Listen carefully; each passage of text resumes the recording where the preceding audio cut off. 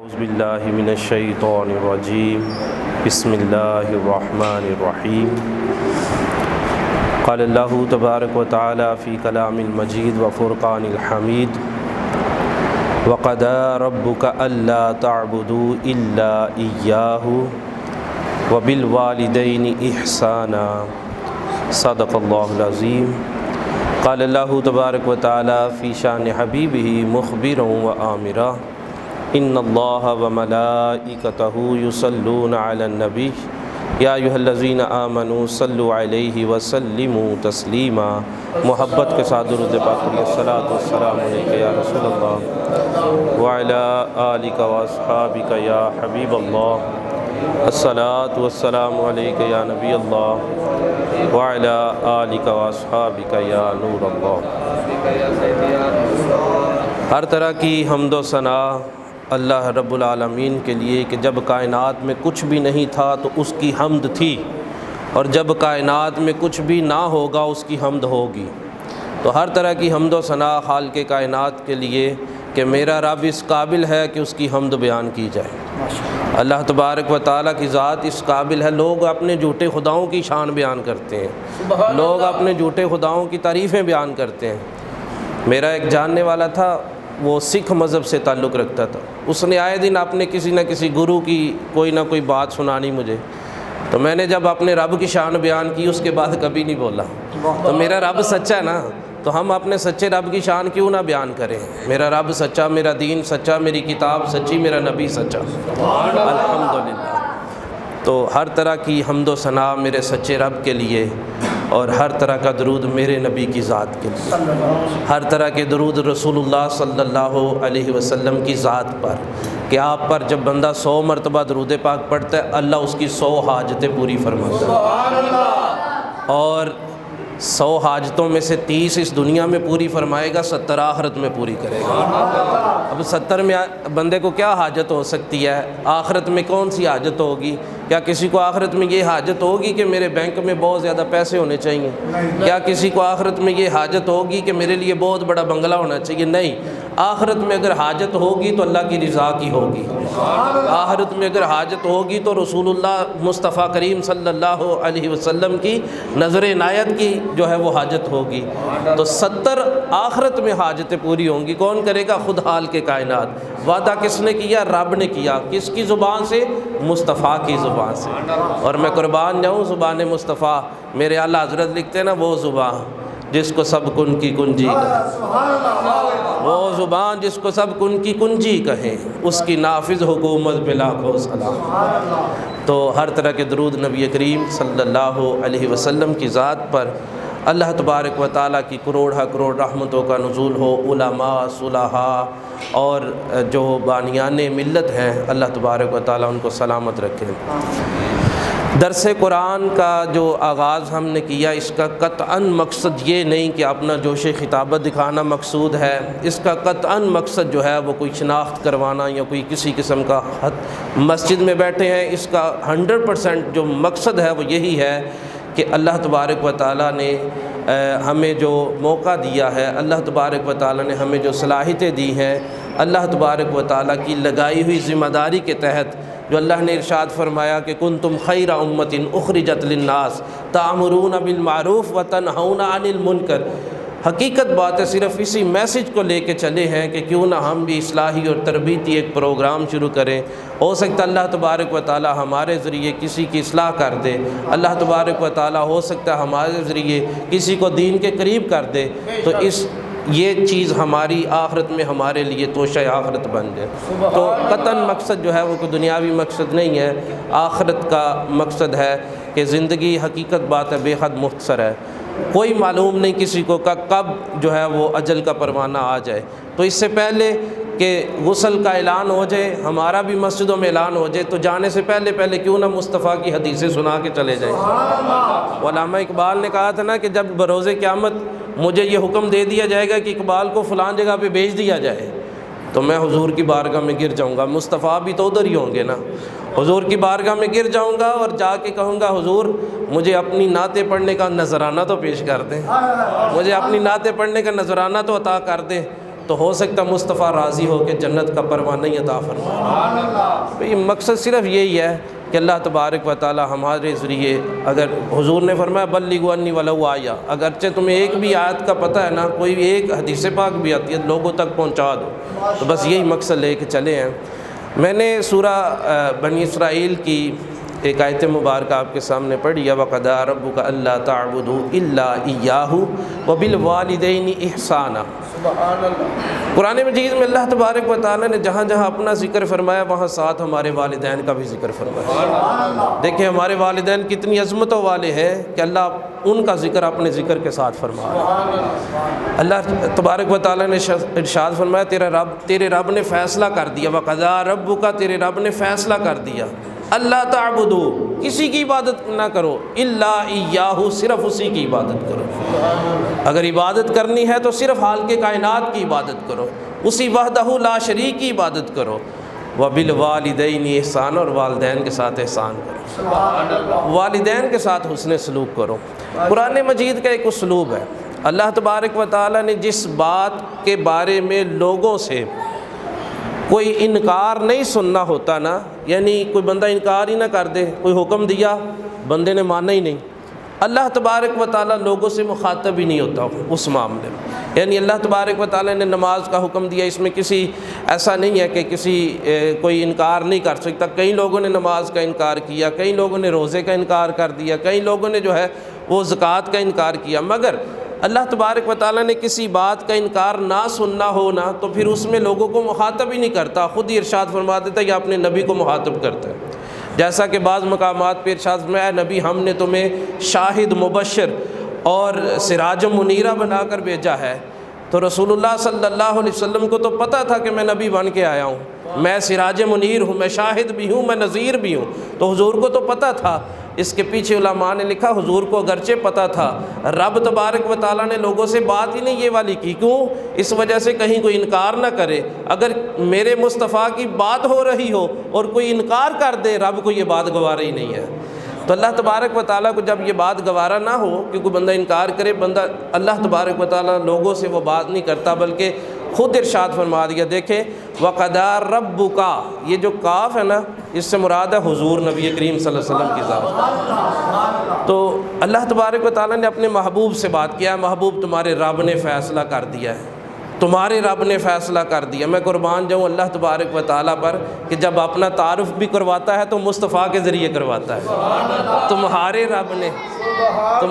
رب نے یہ فیصلہ کر دیا ہے کہ اگر عبادت کرنی ہے صرف اسی کی کرو، اور والدین کے ساتھ احسان کرو۔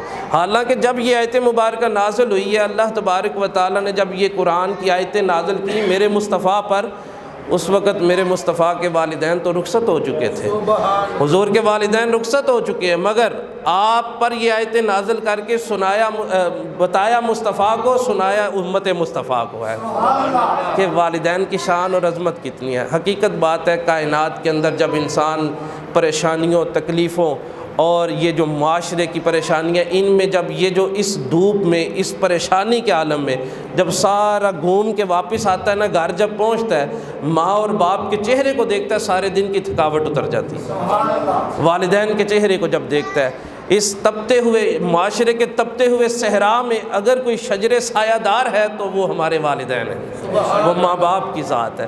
تو ہمارا یہ تربیتی جو پروگرام ہے، اس کا آغاز ہم نے والدین کی اطاعت سے کیا ہے، پھر اس کے بعد اولاد کے حقوق، اس پہ گفتگو ہوگی۔ اسی طرح ہم لوگ قرآن پاک کے وہ عنوانات جن میں اصلاح ہے، اصلاحی اور تربیتی عنوانات ہیں، ان کو لے کے چلیں گے۔ ماں باپ، حقیقت بات کائنات کے اندر جتنی بھی محبتیں، ان کے پیچھے کوئی نہ کوئی غرض چھپا ہے، کوئی مطلب چھپا ہے۔ کوئی تم سے محبت کرتا ہے، کوئی نہ کوئی اس کا مطلب ضرور ہے۔ کوئی ہم سے بڑا آؤ بھگت کر کے ملتا ہے، پیچھے کوئی مطلب ضرور ہے۔ اگر اس کائنات کے اندر بے لوث اور بے غرض محبت ہے تو وہ والدین کی اولاد کے ساتھ محبت ہے، وہ والدین کی اولاد کے ساتھ محبت ہے۔ باپ کتنی محبت کرتا ہے، حضور نے فرمایا اگر یہ دیکھنا ہو کہ تمہارا رب تم سے راضی ہے تو دیکھ لو، اگر تمہارا باپ تم سے راضی ہے تو تمہارا رب بھی تم سے راضی ہے۔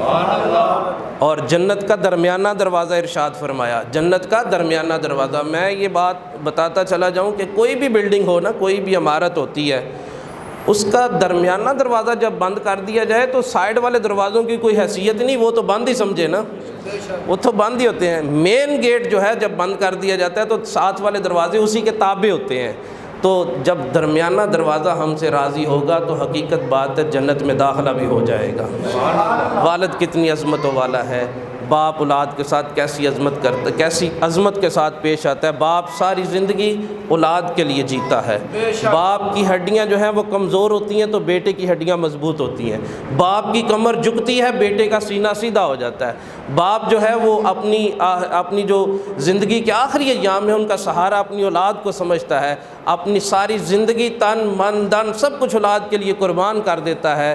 اور یہ باپ جو ہے نبی حضرت عبداللہ ابن عباس رضی اللہ تعالیٰ عنہ ایک مقام پہ بیٹھے ہیں تو ایک نوجوان اپنے باپ کے ساتھ آپ کی بارگاہ میں حاضر ہوا۔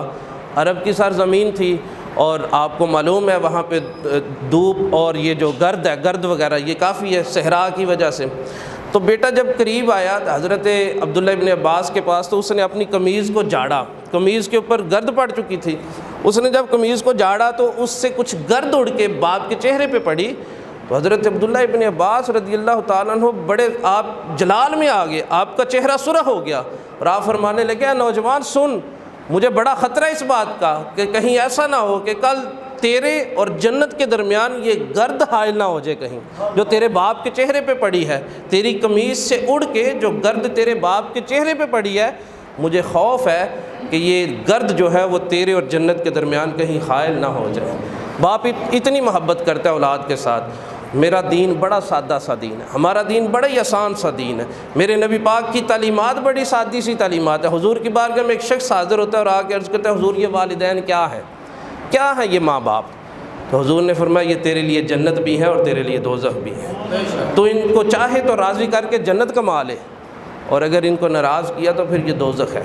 جس نے اس حال میں صبح کی، حدیث پاک کا مفہوم عرض کرو، جس نے اس حال میں صبح کی کہ اس کی ماں بھی راضی ہے اس کا باپ بھی راضی ہے، اللہ اس کے لیے جنت کے 2 دروازے کھول دیتا ہے، اور اگر ایک کو بھی ناراض کیا تو جنت کا ایک دروازہ کھلے گا، دوسرا جہنم کا دروازہ کھلے گا۔ حضور کی بارگاہ میں ایک شخص نے عرض کیا حضور میں چاہتا ہوں میں جنت کی چوکھٹ کو چوم لوں، جنت کی چوکھٹ کو چوم لوں۔ حضور نے فرمایا جا کے والدین کے قدموں کو چوم لے۔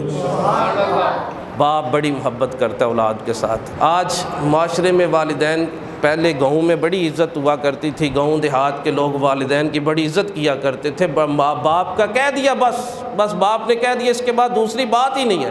یہ تو شہروں میں لوگ جو ہیں وہ طرح طرح کی والدین کو تانے وغیرہ دیتے اور کہتے جی ابا جی آپ کو کس بات کا پتہ، آپ تو بس فلاں بات کا پتہ ہے، اب جدید ٹیکنالوجی آ گئی، اب یہ ہے وہ ہے۔ دیہات میں لوگ ایسا نہیں کیا کرتے تھے، مگر افسوس ہے کہ اب یہ وائرس جو ہے یہ دیہاتوں تک بھی پہنچ گیا، اب یہ وائرس جو ہے دیہات کے نوجوانوں تک بھی پہنچا، اور اب دیہات کی طرف سے بھی یہ خبریں آتی ہیں کہ فلاں نے زمین کے لیے باپ کو مارا ہے، فلاں نے جو ہے وہ پسند کی شادی نہ ہونے پر ماں کو مارا ہے۔ تو یہ چیزیں اب دیہاتوں کی طرف سے بھی آ رہی۔ افسوس کی بات ہے، افسوس اس وجہ سے ہے کہ اب ہمارے تربیتی مراکز جو ہیں وہ کمزور ہو گئے ہیں۔ تربیت ہوا کرتی تھی ماں کی گود سے، اب ماں نے جو ہے وہ فیس بک چلانی ہے، ماں کون سی بچے کی تربیت کرے گی۔ تربیت ہوا کرتی تھی اسکولوں مکاتب میں، اب اسکولوں اور مکاتب میں کون سے وہ اساتذہ رہ گئے جن کے دل میں امت کی اصلاح کا جذبہ ہو۔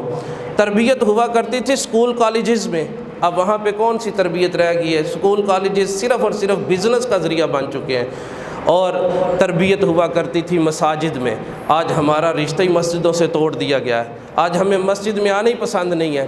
میں عرض یہ کر رہا تھا کہ باپ اولاد سے کتنی محبت کرتا ہے۔ ایک باپ مزدور ہوتا ہے نا، اور مزدور باپ صبح مزدوری پہ جب جانے لگتا ہے تو بیٹا کہتا ہے ابا جی آج میری برتھ ڈے ہے، آج میری جو ہے وہ برتھ ڈے ہے، آج میرے لیے گفٹ لانا ہے۔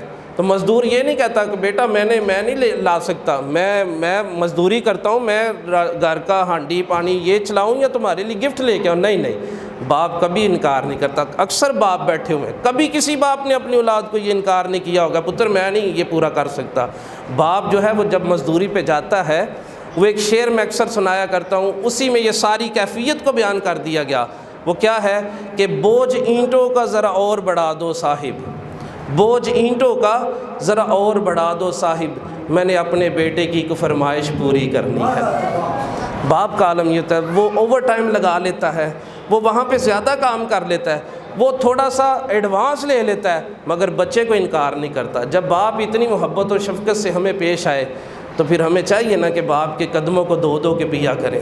جب باپ اپنی جوانی ساری میرے لیے اس نے گول دی، جب باپ نے ساری زندگی اپنی اولاد کے لیے دوڑ دھوپ میں گزاری، آج وہ باپ جو ہے وہ کمزور ہو گیا ہے، آج اس سے چلا نہیں جاتا، تھوڑا سا چلتا ہے تو سانس پھول جاتا ہے، تو پھر مجھے چاہیے نا کہ میں اپنے باپ کا سہارا بنوں، مجھے چاہیے کہ میں اپنی خواہش اپنے باپ کی خواہش پر قربان کر دوں۔ اور ماں کے تو کہنے کیا ہیں، ماں کی تو شان ہی عظمت بڑی ہے۔ میرے نبی پاک صلی اللہ علیہ وسلم جب فتح مکہ ہوتا ہے نا تو حضور کے سامنے 10-12 ہزار صحابہ کرام کی فوج بیٹھی ہوئی ہے، اور وہ لوگ بھی بیٹھے تھے کہ جنہوں نے حضور پر طرح طرح کے معاملات کیے، حضور کو طرح طرح کے طریقوں سے جو ہے وہ پریشان کیا تھا، وہ لوگ سامنے بیٹھے ہوئے ہیں۔ نبی پاک صلی اللہ علیہ وسلم کی آنکھوں سے آنسو جاری ہو گئے، حضور کی آنکھوں سے آنسو جاری ہو گئے۔ صحابہ نے عرض کیا حضور اللہ نے فتح مبین عطا فرما دی ہے، حضور اللہ تبارک و تعالیٰ نے اتنی فتح دے دی، جن لوگوں نے ہم پر مظالم کیے، جن لوگوں نے ہمیں یہاں سے نکالا تھا، آج ہم فاتحانہ طور پر وہاں پہ آ رہے ہیں، تو حضور آپ کی آنکھوں سے آنسو ہمیں برداشت نہیں ہو رہے، میرے مصطفیٰ کی آنکھوں سے آنسو کیوں ہیں؟ صحابہ اکرام نے عرض کیا، حضور فرمانے لگے میرا جی چاہتا ہے آج میری اماں آمنہ ہوتی اور وہ دیکھتی کیسے اس کے بیٹے محمد کو اللہ نے رنگ لگائے ہوئے ہیں۔ تو یہ ماں کی تو شان ہی بڑی ہے۔ حضرت امام بخاری کا یوم ولادت گزرا، یہ 13 شوال کو تھا۔ امام بخاری کو کون نہیں جانتا؟ عرب و عجم میں ہر نوجوان امام بخاری کو جانتا ہے، وہ شخص عالم ہی نہیں بن سکتا جس نے امام بخاری کی بخاری نہ پڑھی ہو، اور امام بخاری کی شان اور عظمت بھی بڑی ہے۔ امام بخاری جب چھوٹے سے تھے نا، ابھی بچپن میں تھے، تو آپ کی بینائی چلی گئی، آنکھوں کی بینائی چلی گئی، نظر آنا بند ہو گیا، اور جب بیٹے کی بینائی چلی گئی ماں جو ہے وہ بے چین ہو گئی، ماں بے چین ہو گئی۔ ماں جو ہے وہ اس کا دن رات معاملہ یہی تھا، روتی رہتی، اللہ کی بارگاہ میں دعا مانگتی رہتی، یا اللہ میرے پتر کی آنکھیں واپس فرما دے، یا اللہ میرے بیٹے کی آنکھیں جو ہے وہ دوبارہ ان سے نظر آنا شروع ہو جائے۔ رات کو جب ماں پڑھتی ہے یہ تہجد کی نماز پڑھ کے، اللہ کی بارگاہ میں دعا مانگ رہی ہے رو رو کے، یا اللہ میرے بیٹے محمد کی آنکھیں جو ہے وہ واپس آ جائیں، یا اللہ میرے بیٹے کو آنکھیں۔ ابھی دیکھیں بچہ چھوٹا سا ہے، یہ نہیں ہے کہ بچہ جاتا ہے 1000 روپے کی دیہڑی لگا کے لاتا ہے، ماں پریشان ہوگی اب کون گھر کا کھانا پانی چلائے گا، ابھی پتہ ہی نہیں بچہ بڑا ہو کے کیا کرے گا ہمارے ساتھ، کرنے والا کیا۔ نہیں، ماں کو بچہ ہر صورت میں پیارا ہوتا ہے، بچہ بڑا بھی ہو جائے نا، داڑھی سفید ہو جائے، ماں کے لیے وہ بچہ ہی ہے، اور ماں کو ہر حالت میں بچے سے پیار ہوتا ہے، حقیقت بات ہے۔ چاہے دودھ پیتا بچہ، چاہے بڑا ہو گیا، داڑھی سفید ہوگی، ماں کے لیے وہ بیٹا ہی ہے۔ ماں کی شفقت میں ذرا برابر بھی کمی نہیں آتی، بلکہ زیادہ ہی بڑھتی ہے، اور زیادہ پیار بڑھ جاتا ہے۔ خیر رات کا وقت تھا، ماں نے تہجد میں دعا مانگی، یا اللہ میرے بیٹے کو آنکھیں عطا فرما، میرے بیٹے کو آنکھیں عطا فرما۔ حضرت ابراہیم علیہ نبینا وعلیہ الصلاۃ والسلام آپ خواب میں تشریف لاتے ہیں اور ارشاد فرماتے ہیں اٹھ تیرے بیٹے کو رب نے آنکھیں عطا فرما دی، تیرے بیٹے کو رب نے آنکھیں۔ آج لوگوں سے کوئی بات کی جائے نا تو ان کو دعا دینا تو کہتے ہیں سب نیرا دعاواں نال کام نہیں چلنا، وہ تھوڑا جا معاملہ بھی کرو ساڈے نال، نیرا دعاواں نال نہیں۔ ماں نے تو صرف دعا کی تھی، صرف دعا، اور پھر رب نے صرف بصیرت نہیں دی، اللہ نے بصارت بھی عطا فرما دی، اللہ نے بصارت بھی عطا فرمائی، پھر ایسی بصارت عطا فرمائی۔ امام بخاری کہتے ہیں مجھے 6 لاکھ حدیثیں زبانی یاد ہے، 6 لاکھ حدیثیں زبانی یاد، اللہ تبارک و تعالی نے ایسی بصارت عطا فرمائی۔ پھر میرے مصطفیٰ کو ایسی ان کی لکھی ہوئی بخاری اتنی پسند آئی ہے کہ آج تک جو ہے، بلکہ میں تو یوں کہوں گا قیامت تک لوگ بخاری کو پڑھتے چلے جائیں گے اور پڑھتے چلے آ رہے ہیں۔ علماء نے لکھا جس کشتی میں بخاری پڑھی ہو وہ کشتی کبھی ڈوبتی نہیں ہے، جس گھر میں بخاری پڑھی جاتی ہے اس گھر میں کبھی لڑائی جھگڑا ہی نہیں ہوا، جس گھر میں بخاری پڑھی جائے اس گھر سے بلائیں اٹھ جاتی ہیں۔ اتنی شان اور عظمت ماں کی ہے، ماں بڑی محبت کرنے والی ہوتی ہے۔ نبی پاک صلی اللہ علیہ وسلم کی والدہ کا جب وصال ہو گیا تو ہر جگہ پہ آپ کو آپ کی والدہ یاد آتی ہیں، اور حضور نے اپنی ایک خواہش کا اظہار کیا۔ آپ فرماتے کاش ایسا ہوتا کہ میں عشاء کی نماز پڑھ رہا ہوتا، میں نے 2 رکعتیں پڑھ لی ہوتی، ابھی 2 رہتی ہوتی، میری ماں آواز دیتی میں نماز چھوڑ کے چلا جاتا۔ اتنی شان اور عظمت ہے ماں کی تو کیا ہی کہنے، حقیقت بات ہے یہ ماں اور باپ یہ دونوں، میں تو یہ کہا کرتا ہوں کہ اولاد کے لیے وقت کی رابعہ بصریہ اس کی ماں ہے، اور وقت کا حسن بصری اس کا باپ ہے، وقت کا غوث اس کا باپ ہے۔ اگر دعائیں والدین کی لینے میں ہم کامیاب ہو جائیں تو حقیقت بات ہے ہماری دنیا بھی بن جائے اور آخرت بھی بن جائے۔ دنیا میں جو والدین کا نافرمان ہوتا ہے اس کو عذاب دونوں جگہ پہ ہوتا ہے، دنیا میں بھی اور آخرت میں بھی۔ اس کی دنیا بھی برباد ہو جاتی ہے اور اس کی آخرت میں تو اس کو عذاب جو ہونا ہے وہ ہو کے رہتا ہے۔ میں نے ایک مرتبہ اخبار میں ایک واقعہ پڑھا، جام شوروں کا علاقہ ہے اور وہاں پہ صحرائی علاقہ چونکہ ایک ماں اپنے بیٹے کو ساتھ لے کے جام شوروں کے علاقے میں ایک گاؤں سے دوسرے گاؤں اپنی بیٹی کو ملنے جا رہی تھی۔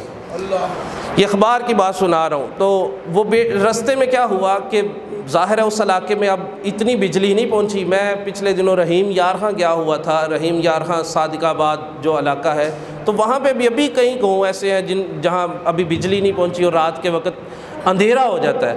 خیر جام شوروں کے علاقے میں ماں اپنے چھوٹے سے بیٹے کو ساتھ لے کے اپنی بیٹی کو ملنے کے لیے جا رہی ہے، رستے میں طوفان آیا، یہ رستہ بھٹک گئے دونوں۔